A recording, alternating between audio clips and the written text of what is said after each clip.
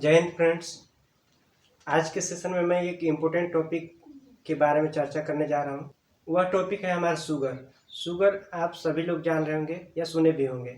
आजकल का ये कॉमन बीमारी हो गया है।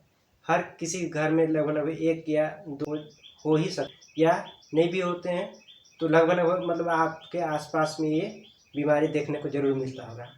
तो आज हम इसी टॉपिक के बारे में चर्चा करेंगे। यह बीमारी कैसे होती है और इसका उपाय क्या क्या है और इसका दवाई क्या क्या है। क्योंकि एक्चुअली क्या है कि मेरा बताने का मकसद यह है कि आप भी इस चीज़ों से सतर्क हो जाए। और मेरे घर में भी दो लोग, एक पिताजी और दादी, दोनों इसका पेशेंट हो चुके हैं, इसलिए आप भी इस चीज़ों से सतर्क रहें। आइए पहले जानते हैं कि शुगर हमारे बॉडी में होती कैसे है, उत्पन्न कैसे होती है। ठीक है, तो स्टार्ट करते हैं। शुगर को हम क्या बोलते हैं हिंदी में? मधुमेह बीमारी भी बोलते हैं। अब शुगर ये उत्पन्न कहाँ से होता है? आग्नेय ग्रंथि हमारा रहता है जो पेनक्रियाज, उसी में हमारा पाया जाता है 3 सेल, अल्फा बीटा गामा। तो अल्फा का काम होता है ग्लूकोज को बढ़ाना और बीटा का काम होता है कि ग्लूकोज को कम करना। ठीक है, तो और गामा का काम होता है कि जो कटे हुए रहता है उसको भरपाई करना। तो यहाँ पर बीटा सेल में ही हमारा क्या कौन सा हार्मोन पाया जाता है? Insulin hormone.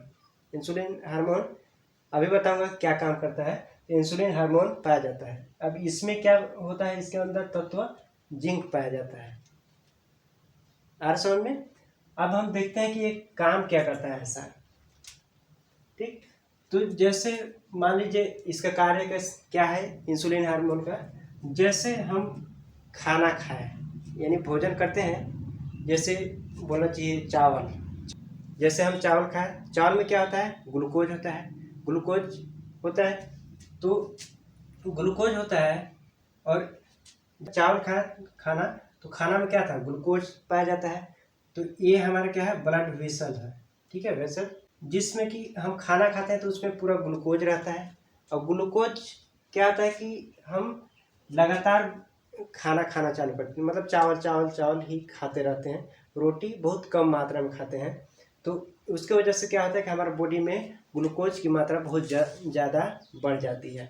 तो जैसे हम चावल चावल ही खाते जा रहे हैं तो इसमें क्या हो जाए, या और मटेरियल अलग से खा रहे हैं तो उसमें भी हमारा ग्लूकोज पाया जाता है। तो वो ग्लूकोज इसमें यदि ज़्यादा मात्रा में हो गया तो अब यहाँ पर हमारा वेसल्स में क्या है? मान लो ग्लूकोज भर गया है।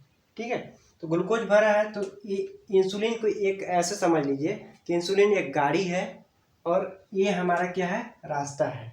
ठीक है, और ये ग्लूकोज एक मान लीजिए कि रास्ता पर चलने वाले लोग हैं। आप समझ में? तो जैसे ही मान लीजिए ये ग्लूकोज है, ग्लूकोज इसमें रहता है, कंट्रोल रहता है, मतलब कम रहता है, तब एक गाड़ी है मान लीजिए इंसुलिन, तो इसको ढो ढो के अपने पर लाद लाद के कहाँ लेके जाता है? ये बॉडी में। बॉडी के कहाँ? बॉडी के अंदर सेल में, और सेल के भी अंदर कहाँ?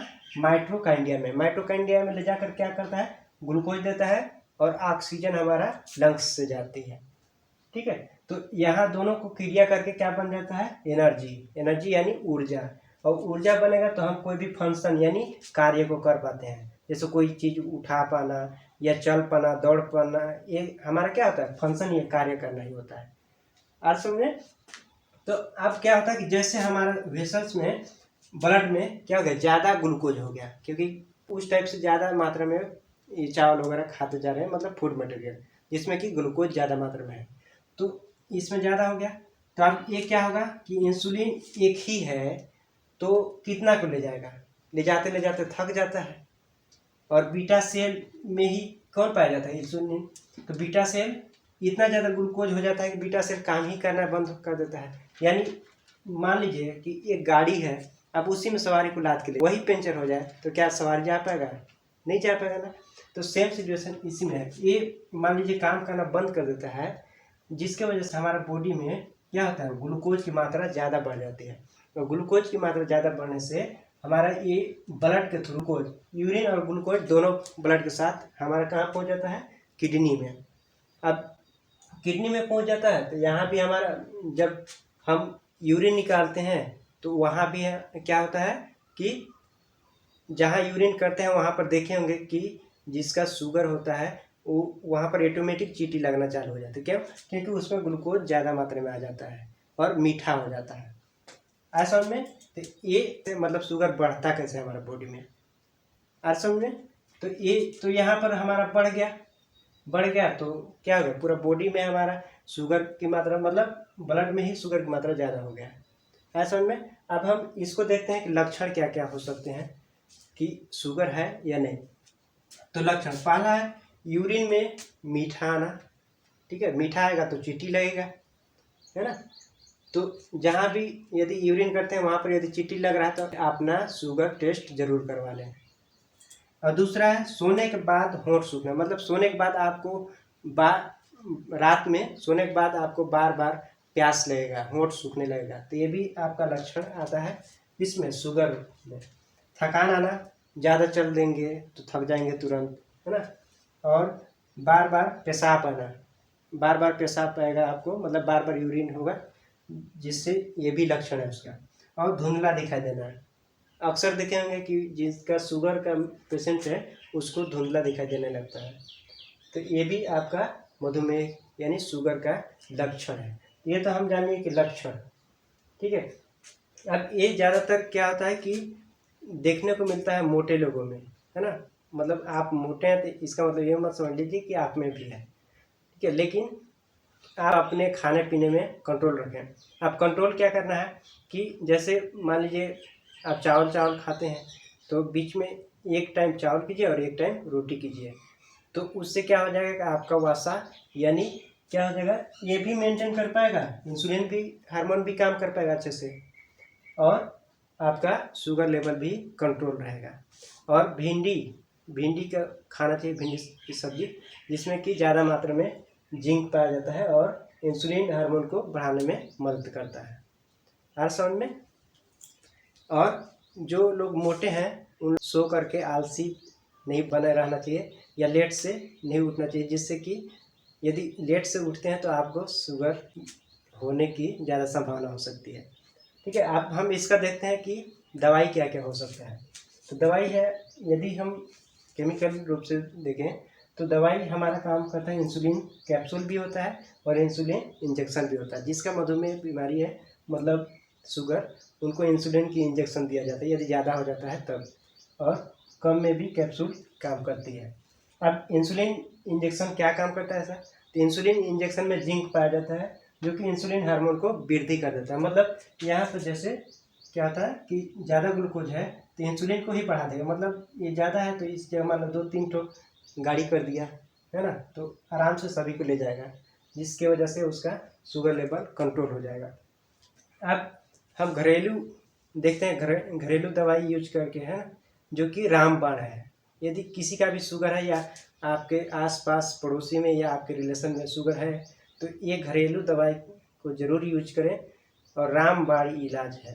इससे आपको गोली खाने की यानी टैबलेट खाने की ज़रूरत नहीं पड़ेगी, आप इसका बस यूज करते रहेंगे। और ये जो टैबलेट है उसका डॉक्टर से सलाह लेकर के ही लें, मेरे कहने पर ना लें। ऐसा में आप देखते हैं घरेलू इलाज, तो हम कड़ी का पत्ता देखेंगे, नीम की पत्ती की जैसा रहता है कड़ी का पत्ता, उसको एक एक पत्ती जब भी खाना खाते हैं या कोई भी चीज़ खाते हैं तो उसमें मिक्स करके आप खा सकते हैं। इसमें क्या होता है, कड़ी में भी जिंक की मात्रा ज़्यादा होती है, जिसकी वजह से आपको शुगर लेवल को कंट्रोल कर सकता है। और दूसरी चीज़ जामुन, आजकल जामुन हुआ है ना, जामुन हुआ है तो जामुन को खाना चाहिए। जामुन में क्या होता है, ज़्यादा मात्रा में जिंक पाया जाता है जो कि हम लोग नहीं खाते हैं उतना, और शुगर वाले पेशेंट को अक्सर ये जामुन खाना चाहिए, जिससे कि उसका जिंक लेवल बढ़े, और जिंक लेवल बढ़ेगा और इंसुलिन हार्मोन बढ़ेगा तो बीटा सेल काम करना चालू कर देगा। तो ये अभी जैसे 3 माह 2-3 माह मान लीजिए जामुन चलेगा तो जामुन को खाना चाहिए, और जब उसका जो बीज रहता है वो बचेगा तो उसको इकट्ठा कर देना चाहिए। इकट्ठा करने के बाद क्या कर सकते हैं, उसको 3 माह जैसे ही ख़त्म होगा, मान लीजिए जामुन ख़त्म हो गया तो उसका जो गुठली रहता है बीज, उसको पीस करके और उसमें काला नमक डाल करके पेस्ट बना के और उसको सुबह दोपहर शाम उसको 1-1 चम्मच खाना चाहिए। और अभी मान लीजिए जामुन है तो 4-4 जामुन डेली खाए सुबह शाम, मतलब 3 टाइम। तो इससे आपका शुगर लेवल भी कंट्रोल रहेगा और कभी मतलब टैबलेट खाने की ज़रूरत नहीं पड़ेगी। आई होप कि आपको यह टॉपिक अच्छा लगा होगा और इसी टाइप के नॉलेज चाहिए तो जुड़े रहिए हमारे चैनल के साथ और सब्सक्राइब जरूर करें।